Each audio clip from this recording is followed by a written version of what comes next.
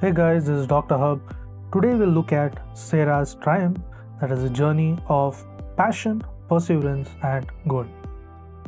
So once upon a time, there was a young athlete named Sarah who dreamt of being a champion in her sport.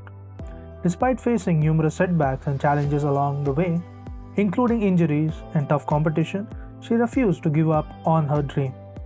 Every morning, Sarah woke up with determination in her heart. She trained tirelessly, pushing herself to the limit, always striving to improve. Whenever she faced obstacles, she saw them as opportunities to learn and grow stronger. Years went by, and Sarah's hard work eventually paid off. She started winning local competitions, then regional championships, and finally she earned a spot in the national team. But Sarah didn't stop there. She continued to set new goals for herself, always pushing the boundaries of what she thought was possible.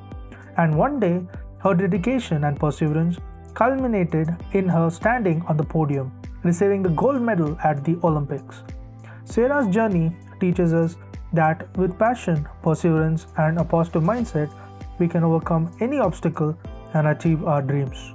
So, whatever challenges you may be facing today, remember Sarah's story and keep moving forward with courage and determination.